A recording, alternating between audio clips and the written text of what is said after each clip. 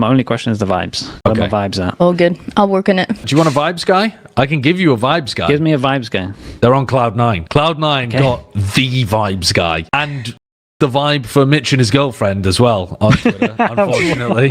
Jesus. Cloud9 released Mitch. This sparked a little bit of Twitter drama as Mitch's girlfriend was talking about the fact that they had no scrapbook when Mitch first joined, and she constructed the scrapbook with help from Mitch to make sure that the team was in a good spot for this year. And she was ranted about nepotism as well. Now, people at the time were thinking, oh, well, have they signed like John Cutie or something? Oh, no, it's Zellsis and Penny, which does make the nepotism allegations a little more understandable. Yeah. Cloud9, more than any organization, love a good old plus minus, don't they?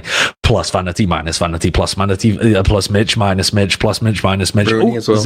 Yeah, Rooney, in, out, shake it all about. And now Zellsis and Penny are back for a party as well. Not that they're bad players. I was going to say, I don't mind this though. Not that I minded the other ones either, but I don't mind this at all. I feel like on paper this is good. As long as they got a strap book. Dude, that's crazy behavior. And so I think my view on this one is just that when they joined, they changed comps, so they needed new strap books, and maybe that was lost in translation. There is no way that Imi doesn't have strap Yeah, books, that's what I was thinking too. There's no way that my guy had them in 2021 when we played against them. I mean, like, Rooney- I promise you 4 years later he's got them. Rooney tweeted saying that is not true, at least when I played with them. So I think it's just an exaggeration. It's new the amount comps. of work that Mitch had to do. And to be honest, you have to do that again because the game's changed again. I could do that every other month. If we're talking about the change, though, holistically, Mitch didn't do badly. Mitch actually did really well for this team. So Zellsis has actually got some pretty decent shoes to fill in as an IGL here. His first time IGLing at all? Or has he done it on some way back roster? Wait, he said he's going to be IGLing? Oh, no, I'm just assuming it. Why? Who's calling now? Oxy? Why not? I can think of a couple reasons. Guys, You let's know run what? A.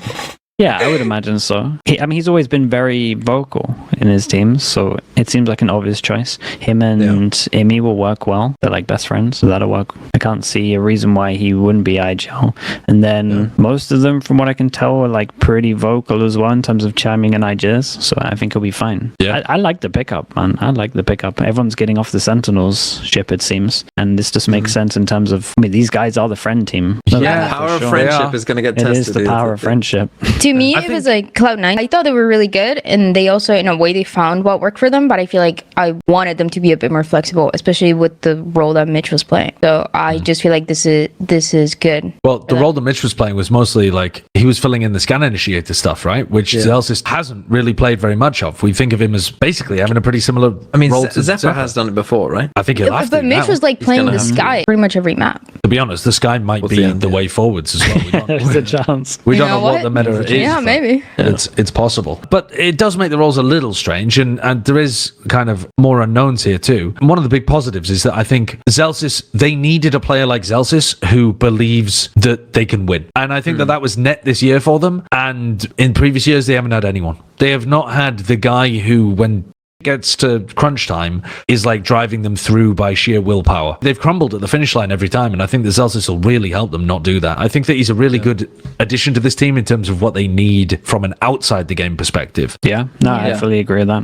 It makes a lot of sense. Yeah, I actually think the main question mark is, as you said, the IGLing stuff, which is because I think the roster, you know, again, it looks like another America's like roster that I can see doing pretty well. Obviously, C9 as an org finished, you know, the season decently well, and under a different qualification circumstances, they would have gone to champs. But yeah, I think it's just, you know, how good is Zellsis in terms of his calling, basically. Like, you know, can that work? I mean, he's very vocal, as we know, so you know that side of it shouldn't be an issue. It's just does it work? It's just kind of the tactical side of it. We'll have to see. It may be a little bit with the role stuff because like Penny obviously could play second duelist, but like is Zellsis playing like KO? Oh, they're all pretty flexible though. I'm not saying they can't work out. They just don't have a hard initiator player who likes playing initiator. Like the scan stuff. Sure. Yeah. I mean the flash stuff, they've got two of them. They got Zephyr and Zellsis, Yeah. I think Penny's a great pickup. I've no problems with Penny. I think that it's great to see him on a tier 1 team. I think though that this was an opportunity to add someone with a lot of firepower that could have given them an extra win condition. I mean, I'm thinking in my head somebody like a Demon 1, where you just have like a large amount of fragging. You're looking towards something that could be a chamber meta or a veto or something like that when they're playing like contact style Sentinels. I think Penny's probably the better bet. Like, it gives you probably a better floor and fits the team better. But I think they could have swung a bit harder for something nutty here that would have... Do you really think they needed it? I think they might with how much the have to test Americas the power of teams are friendship, leveling don't up. forget. I think a lot of the other Americas teams are leveling up around them. You know, we're talking about NRG, MIBR, and G2 as basically being untouchable in next year's Americas if they play the way that their rosters would indicate they should.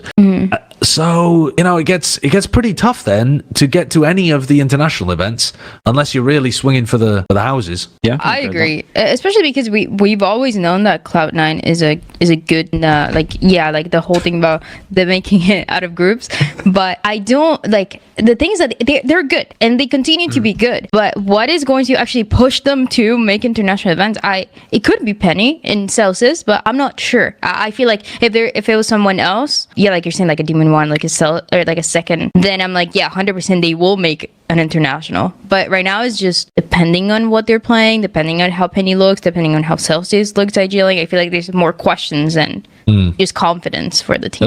They'd have to play really, really well, which they, you know, they have done in the past, and it still had them coming up short. Are they still the only organization in franchising that's never qualified to an international? In Americas, there's Furia and C9. Oh, it's Furia as well, right? Okay, I think everybody else has made it to an international. That's crazy. Yeah, that's not a good group. It's not a great group, is it? But I mean, and the thing is, C9 have been way more successful than Furia have. Yeah. But you're still in that group because you didn't actually make it. Yeah. Kind of wild. Definition of mid.